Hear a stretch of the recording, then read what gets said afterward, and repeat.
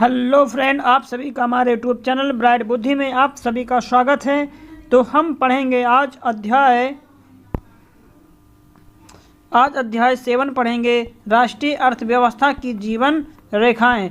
यह क्लास 10 की एनसीईआरटी की बुक है, समकालीन भारत भाग 2।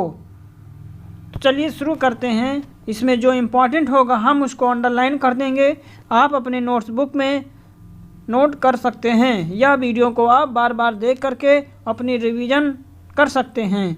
तो वीडियो अच्छा लगे तो चैनल को ज़रूर सब्सक्राइब करें और अपने हित मित्र दोस्त के साथ ज़रूर शेयर कीजिए। तो चलिए शुरू करते हैं। हम प्रतिदिन के जीवन में विभिन्न सामग्रियों एवं सेवाओं का प्रयोग करते हैं। इनमें से कुछ हमारे आसपास उपलब्ध होती हैं, जबकि कुछ अन्य चीज़ों की ज़रूरतें दूसरे स्थानों से लाकर पूरी की जाती हैं। वस्तुएं तथा सेवाएं मांग स्थल से आपूर्ति स्थल पर अपने आप नहीं पहुंच जाती। वस्तुओं तथा सेवाओं के आपूर्ति स्थानों से मांग स्थानों तक ले जाने हेतु परिवहन की आवश्यकता होती है।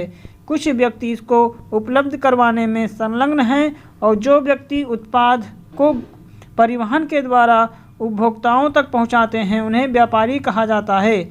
अतः एक देश के विकास की गति वस्तुओं तथा सेवाओं के उत्पादन के साथ उनके स्थान से दूसरे स्थान तक वहन की सुविधा पर भी निर्भर करना पड़ता है। इसीलिए सक्षम परिवहन के साधन तीव्र विकास हेतु पूर्व अपेक्षित है।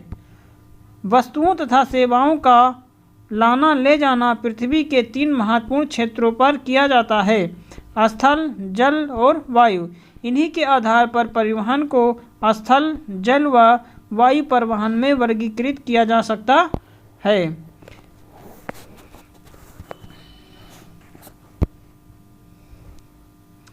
बहुत समय तक व्यापार तथा परिवहन सुविधा एक सीमित क्षेत्र तक ही किया जाता था। विज्ञान प्रौद्योगिकी के विकास के साथ साथ व्यापार परिवहन के प्रभाव क्षेत्र में विस्तृत वृद्धि हुई। सक्षम वह तीव्र गति वाले परिवहन से आज संसार एक बड़े गांव में परिवर्तित हो गया। परिवहन का यह विकास संचार साधनों के विकास की सहायता से संभव हो सका है। इसीलिए परिवहन, संचार, व्यापार एक दूसरे के पूरक हैं। आज भारत अपने विशाल आकार, विविधताओं, भाषाई तथा सामाजिक व सांस्कृतिक बहुलताओं के बावजूद संसार के सभी क्षेत्रों में सुचारू रूप से जुड़ा हुआ है। रेल, वायु, जल परिवहन, समाचार पत्र, रेडियो, दूरदर्शन, सिनेमा, इंटरनेट आदि इनके सामाजिक आर्थिक विकास में अनेक प्रकार से सहायक है। स्थानिक से अंतर्राष्ट्रीय स्तरीय व्यापार ने अर्थव्यवस्था को जीवन शक्ति दी। इसने हमारे जीवन को समृद्धि किया तथा आरामदायक जीवन के लिए सुविधाओं व साधनों में बढ़ोतरी की है। इस अध्याय में आप पढ़ेंगे कि किस प्रकार आधुनिक संचार परिवहन के साधन हमारे देश और इसकी आधुनिक अर्थव्यवस्था को संचालित करते हैं। अतः ये स्पष्ट है कि सघन व सक्षम परिवहन का जाल तथा संचार के साधन आज विश्व, राष्ट्र व स्थानीय व्यापार हेतु पूर्व अपेक्षित है। परिवहन के साधन, तो परिवहन के साधन 3 प्रकार का होता है, स्थल, जल और वायु। अब स्थल में 3 तरह के, जैसे सड़क परिवहन, रेल परिवहन और पाइपलाइन परिवहन। और जल में आंतरिक जल परिवहन और समुद्री परिवहन। वायु में घरेलू वायु सेवा, अंतर्राष्ट्रीय विमान सेवा। और घरेलू वायु में 2 आते हैं, एक सार्वजनिक प्राधिकरण और एक निजी विमान सेवा। आइए जानते हैं कि परिवहन, जिसमें स्थल परिवहन की बात किया जाएगा। भारत जो है भारत विश्व का दूसरा सर्वाधिक सड़क जाल वाला देश है। ये सड़क जाल लगभग 62.16 लाख किलोमीटर है। 2020-21 के अनुसार भारत में सड़क परिवहन रेल परिवहन से पहले प्रारंभ हुआ। निर्माण तथा व्यवस्था में सड़क परिवहन रेल परिवहन की अपेक्षा अधिक सुविधाजनक है। रेल परिवहन की अपेक्षा सड़क परिवहन की बढ़ती महत्ता निम्न कारणों से है।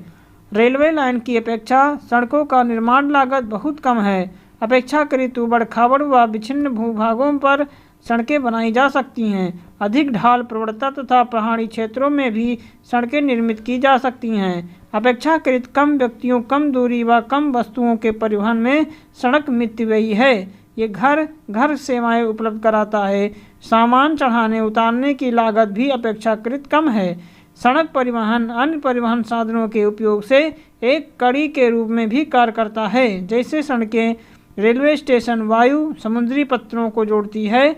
भारत में सड़कों की सक्षमता के आधार पर इन्हें निम्न 6 वर्गों में वर्गीकृत किया गया है। राष्ट्रीय राजमार्ग के मानचित्र देखें तथा इन सड़कों के महत्वपूर्ण भूमिका बताएं। स्वर्णिम चतुर्भुज महाराजमार्ग।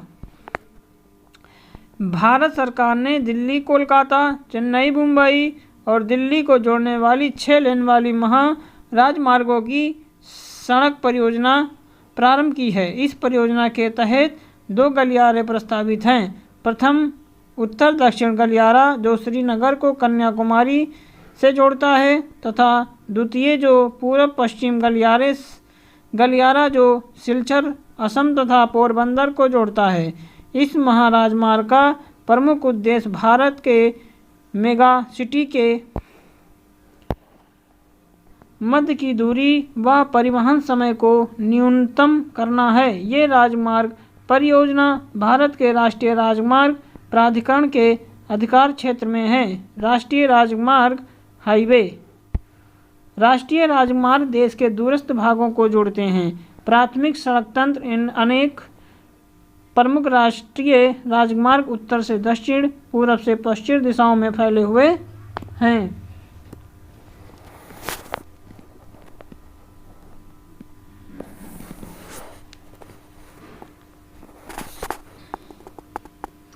राज्य राजमार्ग। जानते हैं कि राज्य राजमार्ग राज्यों की राजधानियों को जिला मुख्यालयों से जोड़ने वाले सड़क राज्य राजमार्ग कहलाती हैं। अर्थात राज्यों की राजधानियों को जिला मुख्यालयों से जोड़ने वाली सड़कें राज्य राजमार्ग कहलाती हैं। अहमदाबाद बड़ोदरा द्रुत मार्ग आप देख सकते हैं चित्र में। राष्ट्रीय राजमार्ग की संख्या से संबंधित जानकारी एकत्रित कर सकते हैं वेबसाइट से।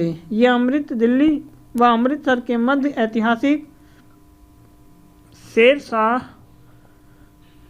सूरी मार्ग जिस राष्ट्रीय राजमार्ग संख्या का जाना जाता है। जिला मार्ग। ये सड़कें जिले के विभिन्न प्रशासनिक केंद्रों को जिला मुख्यालय से जोड़ती हैं। अन्य सड़कें। इस वर्ग के अंतर्गत वे सड़कें आती हैं जो ग्रामीण क्षेत्रों तथा गांवों को शहरों से जोड़ती हैं। प्रधानमंत्री ग्रामीण सड़क योजना के तहत इन सड़कों के विकास को विशेष प्रोत्साहन मिला। इस परियोजना के कुछ विशेष प्रावधान हैं जिसमें देश के प्रत्येक गांव को प्रमुख शहरों से पक्की सड़कों व सड़कें जिन पर वर्ष भर वाहन चल सके के द्वारा जोड़ना प्रस्तावित हुआ है। आप मानचित्र में देख सकते हैं और इसका स्क्रीनशॉट भी ले सकते हैं।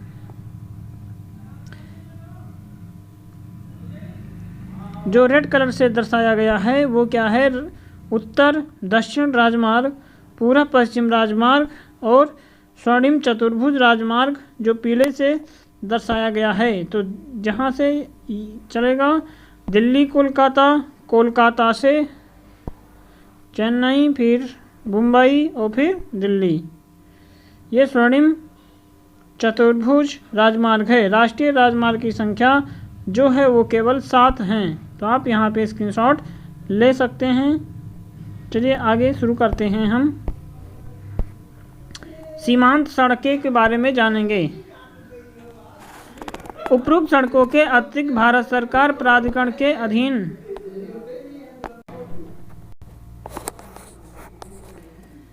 जो देश के सीमांत क्षेत्रों में सड़कों का निर्माण व उनकी देखरेख करता है, ये संगठन 1960 में बनाया गया, जिसका कार्य उत्तर तथा उत्तरी पूर्वी क्षेत्रों में सामरिक महत्व की सड़कों का विकास करना था। इन सड़कों के विकास से दुर्गम क्षेत्रों में अभिगम्यता बढ़ी तथा ये इन क्षेत्रों के आर्थिक विकास में भी सहायक हुई हैं। क्या आप जानते हैं कि विश्व की सबसे लंबी राजमार्ग सुरंग अटल टनल जो 9.02 किलोमीटर सीमा सड़क संगठन द्वारा बनाई गई है।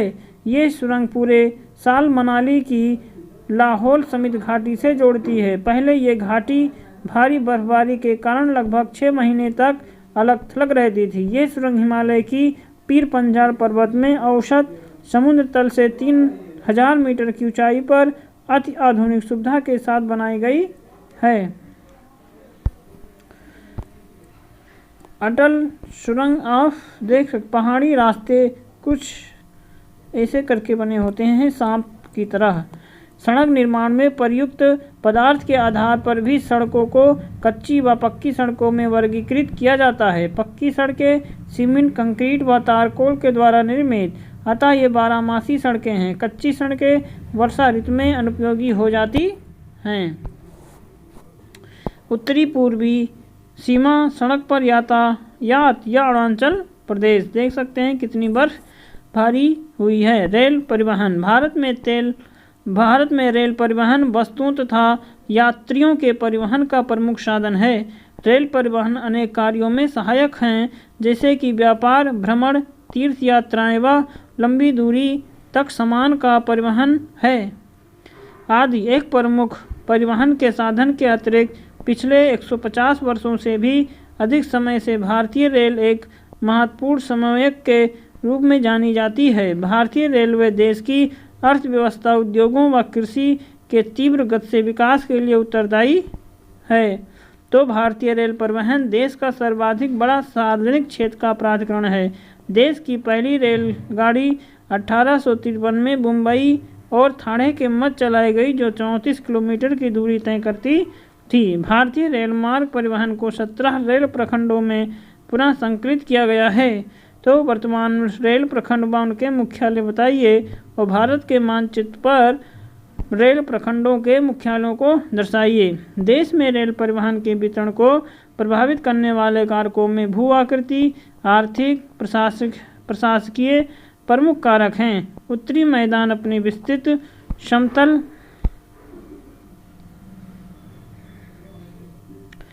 यहाँ पे देख सकते हैं कि भारतीय रेल लंबे मार्गों ने गेज पर तय करती है। बड़ी लाइन, रूट और मीटर सारी चीज़ें।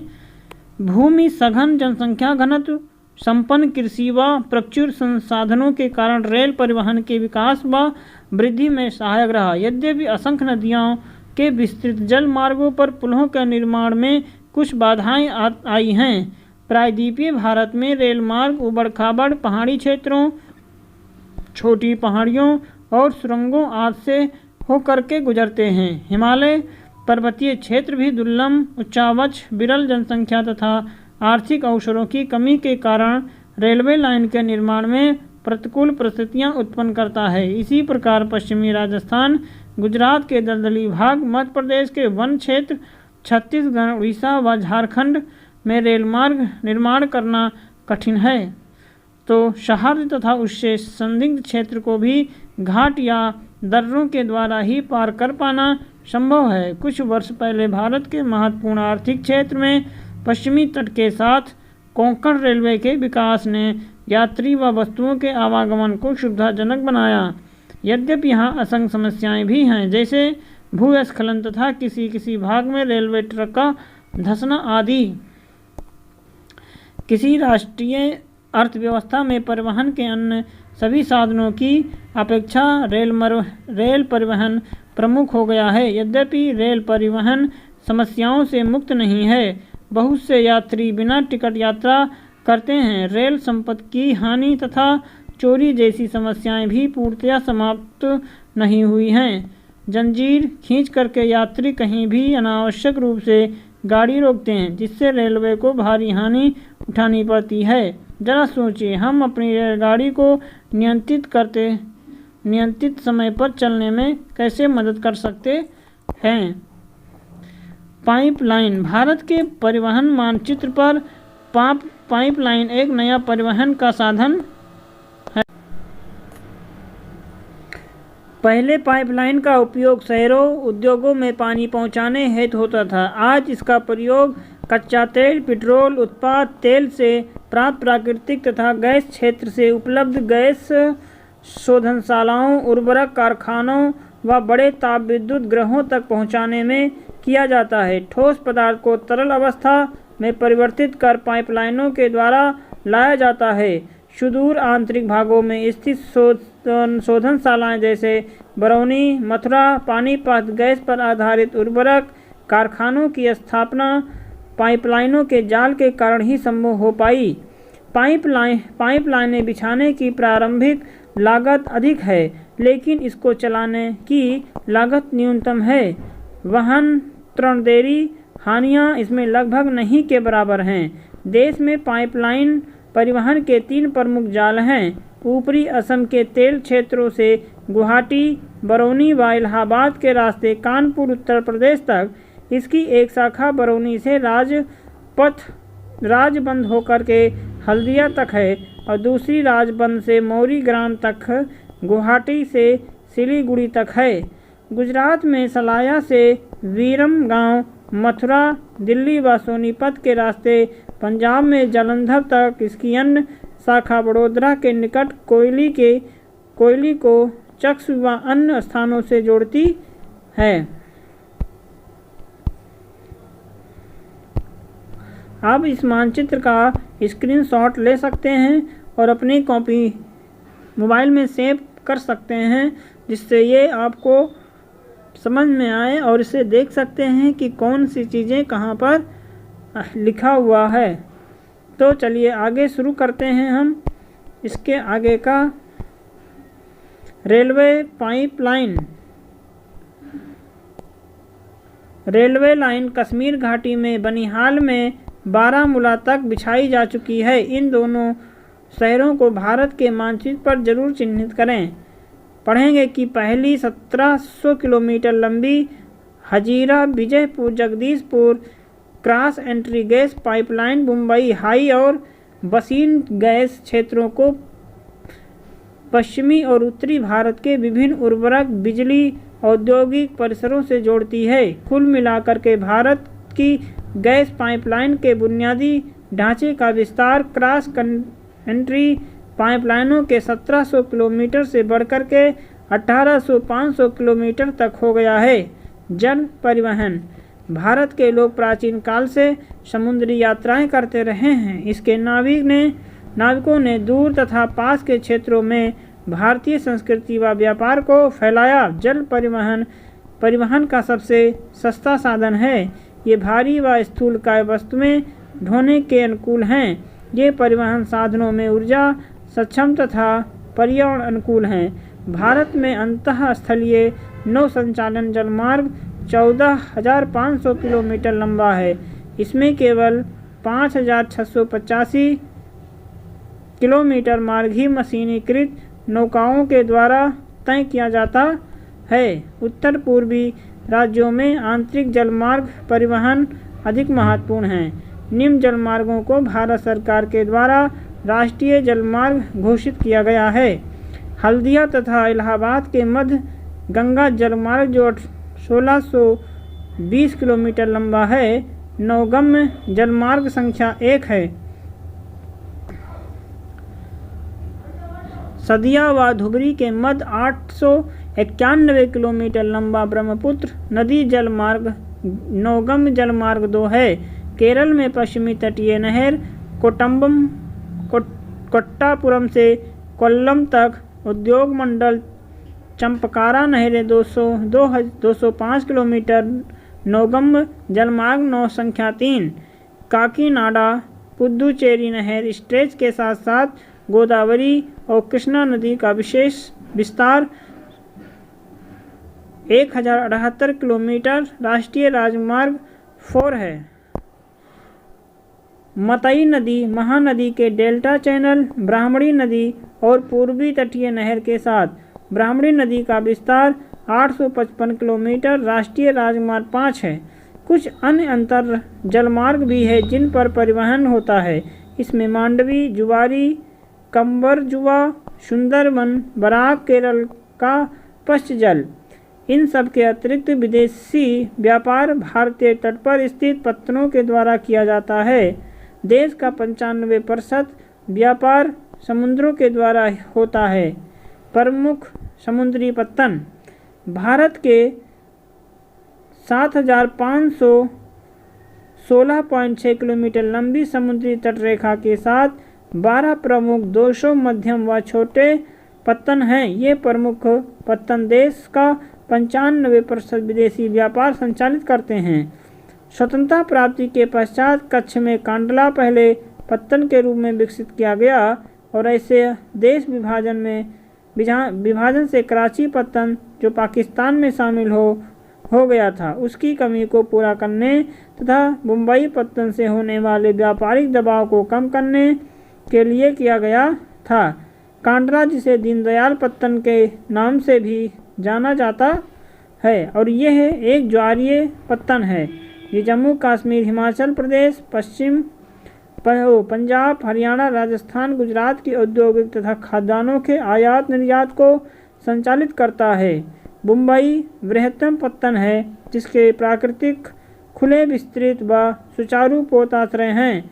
मुंबई पत्तन के अतिरिक्त अधिक परिवहन को ध्यान में रख करके इसके सामने जवाहरलाल नेहरू पत्तन विकसित किया गया, जो अब पूरे क्षेत्र को एक समूह पत्तन की सुविधा भी प्रदान कर सके। लौह अयस्क के निर्यात के संदर्भ में पारमागांव पत्तन देश का महत्वपूर्ण पत्तन है। यहाँ से देश के कुल निर्यात का आधा लौह अयस्क निर्यात किया जाता है। कर्नाटक में स्थित न्यू मंगलोर पत्तन कुद्रेमुख खानों से निकल लौह अयस्क का निर्माण करता है।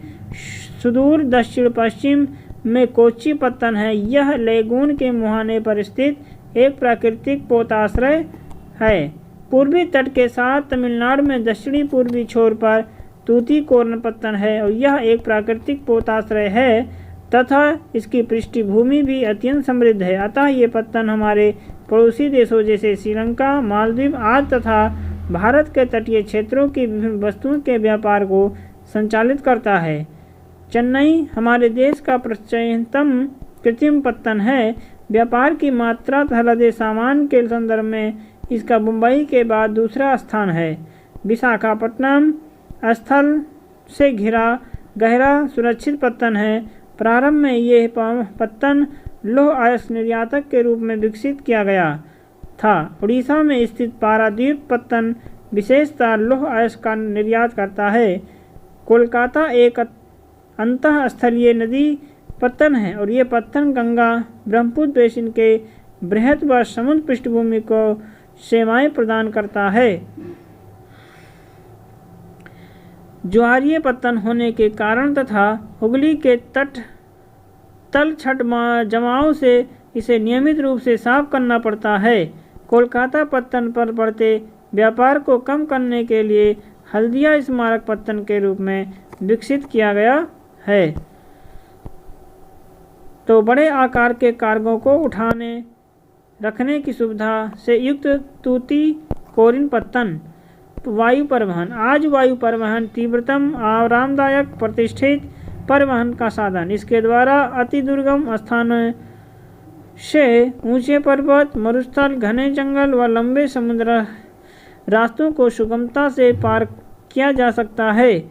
वायु परिवहन के आभास में देश के उत्तरी पूर्वी राज्यों के विभिन्न राज्यों के विषय में सोचें, जहां बड़ी नदियां, विच्छिन्न धरातल, घने जंगल और निरंतर बाढ़ आदि के एक समान बात है। हवाई यात्रा ने इसे अधिक अभिगम्य बनाया है। उत्तर पूर्वी राज्यों में वायु परिवहन अधिक महत्वपूर्ण है। पवन हंस हेलीकॉप्टर लिमिटेड तेल व प्राकृतिक गैस आयोग का इसका अपघट्य सक्रियताओं में तथा अगम व दुर्गम भूभागों जैसी उत्तर पूर्वी राज्यों जम्मू कश्मीर, हिमाचल प्रदेश, उत्तराखंड के अतिरिक्त क्षेत्रों में हेलीकॉप्टर सुविधाएं उपलब्ध करवाता है। क्या आप जानते हैं कि उड़ान अर्थात उड़े देश का आम नागरिक विश्व स्तर पर अपने तरह की पहली योजना है जिसे क्षेत्रीय विमान बाजार में तेजी लाने के लिए डिजाइन किया गया है। अब आम नागरिक के लिए उड़ान को किफ़ायती बनाकर क्षेत्रीय कनेक्टिविटी को बढ़ावा देने के लिए नगर विमानन मंत्रालय के द्वारा क्षेत्रीय कनेक्टिविटी योजना उड़ाने की कल्पना की गई थी। यह योजनाओं का मुख्य विचार सक्षम नीतियों और प्रोत्साहन के माध्यम से एयरलाइनों को क्षेत्रीय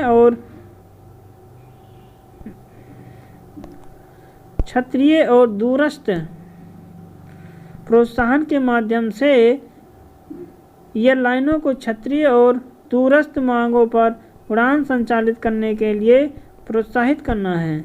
संचार की सेवाएं। जब मानव पृथ्वी पर अवतरित हुआ उससे विभिन्न संचार माध्यमों का प्रयोग किया, लेकिन आधुनिक समय में बदलाव की गति तीव्र है।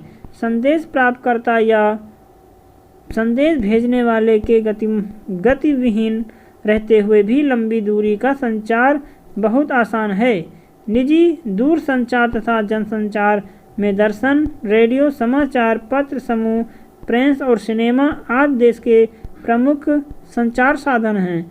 भारत का डाक संचार तंत्र विश्व का बृहत्तम व पार्सल निजी पत्र व्यवहार तथा तार आदि की संचालित करता है। कार्ड व लिफाफा बंद चिट्ठी पहली श्रेणी की डाक समझ जाती है तथा विभिन्न स्थानों पर वायुयान के द्वारा पहुंचाए जाते हैं। द्वितीय श्रेणी की डाक में रजिस्टर्ड किट, किताबें, अखबार तथा मैगजीन शामिल हैं। ये धरातलीय डाक के द्वारा पहुंचाए जाते हैं तथा इनके लिए स्थल जल परिवहन का प्रयोग होता है। ये बड़े शहरों व नगरों में डाक संचार में शीघ्रता। हाल ही में 6 डाक अर्थात मार्ग बनाए गए हैं। इन्हें राजधानी मार्ग, मेट्रो चैनल, ग्रीन चैनल, व्यापार के चैनल आदि चैनल दस्तावेज नाम से जाना जाता है। दूर संचार तंत्र में भारत एशिया महाद्वीप में अग्रणी है। नगरीय क्षेत्रों के अतिरिक्त भारत के 2/3 से अधिक गांव एसटीडी दूरभाष सेवा से जुड़े सूचनाओं के प्रसार को आधार स्तर से उच्च स्तर तक समृद्ध करने हेतु भारत सरकार ने देश के प्रत्येक गांव में 24 घंटे एसटीडी सुविधा के लिए विशेष प्रबंध किए। पूरे देश भर में एसटीडी का दरों का भी नियमित किया गया है। ये सब सूचना संचार अंतरिक्ष प्रौद्योगिकी के समर्पित विकास से ही संभव हो पाता है। जिन संचार माध्यमों को मनोरंजन के साथ बहुत से राष्ट्रीय राजमार्गों व नीतियों के विषय में जागरूक होता है, इससे रेडियो, दूरदर्शी, समाचार पत्र, किताबें तथा चलचित्र सम्मिलित हैं। आकाशवाणी, ऑल इंडिया रेडियो, राष्ट्रीय राजमार्ग, स्थानीय भाषा केंद्र में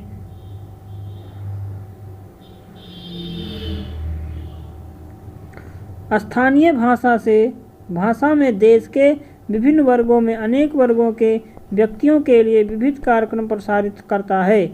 दूरदर्शन देश का राष्ट्रीय समाचार संदेश माध्यम है तथा विश्व के बृहत्तम संचार तंत्र में एक है। यह विभिन्न वायु वर्ग है। व्यक्तियों के हित, मनोरंजक, ज्ञानवर्धक व खेलकूद जगत कार्यक्रम प्रसारित करता है। भारत में वर्ष भर अनेक समाचार पत्र तथा सामाजिक पत्रिकाएं प्रकाशित की जाती हैं। ये पत्रिकाएं सामाजिक होने के नाते जैसे मासिक, साप्ताहिक आदि कई प्रकार की निजी व समाचार पत्र हैं। लगभग 100 भाषाओं तथा हमारे देश में सर्वाधिक समाचार पत्र हिंदी भाषा है प्रकाशित होते हैं तथा झोंके के बाद अंग्रेजी व हिंदी के समाचार मिल जाते हैं। भारत विश्व में सर्वाधिक चलचित्रों का उत्पादक है।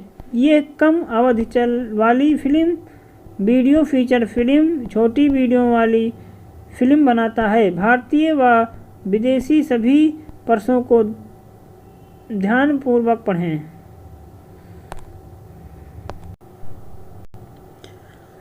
भारत व विदेशी सभी फिल्मों को प्रमाणित करने का अधिकार केंद्रीय फिल्म प्राधिकरण बोर्ड को है, central board of the film certification. अंतर्राष्ट्रीय व्यापार राज्यों व देशों में व्यक्तियों के बीच वस्तुओं का आदान प्रदान व्यापार कहलाता है। बाजार एक ऐसी जगह है जहां इसका विनिमय होता है। दो देशों के मध्य यह व्यापार अंतर्राष्ट्रीय व्यापार कहलाता है और ये समुद्री, हवाई व स्थलीय मार्गों के द्वारा हो सकती है। यद्यपि स्थानीय व्यापार शहरों, कस्बों, गांवों में होता है। राज्य स्तरीय व्यापार दो या दो से अधिक राज्यों के मध्य होती है।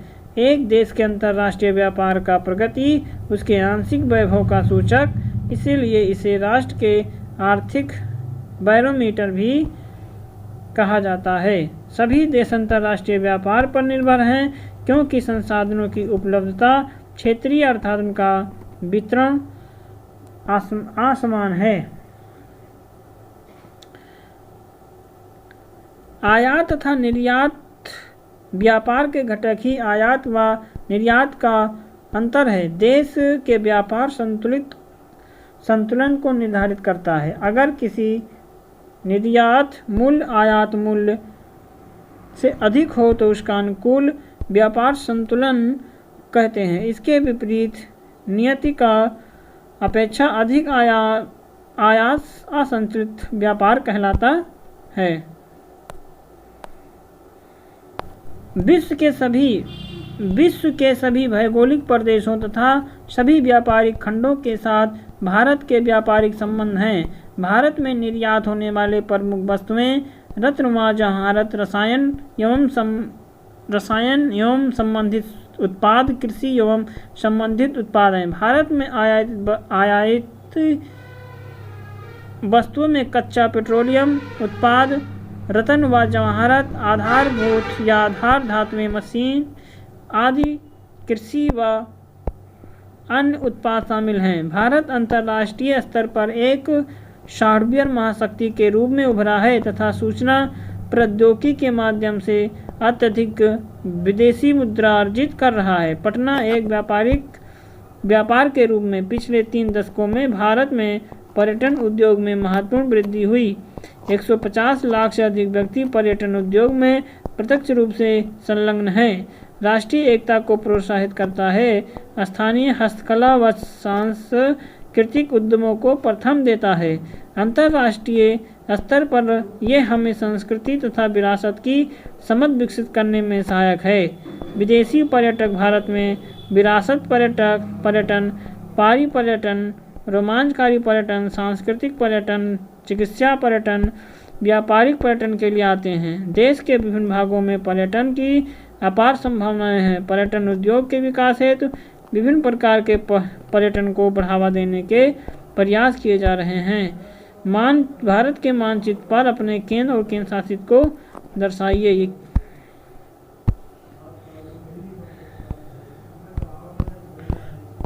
अब यहाँ पे कुछ प्रश्नों के उत्तर आपको कमेंट बॉक्स में देना है। तो वीडियो कैसा लगे, वीडियो अच्छा लगे तो ज़रूर चैनल को सब्सक्राइब करें, अपने हित मित्र दोस्तों के साथ ज़रूर शेयर कीजिए। तो अब हम मिलेंगे, ये हमारा समकालीन भारत भाग 2 का ये लास्ट चैप्टर था। तो अब हम मिलेंगे किसी नए बुक के साथ नए अंक में। तो अब तक के लिए पढ़ते रहिए, मस्त रहिए। नमस्कार।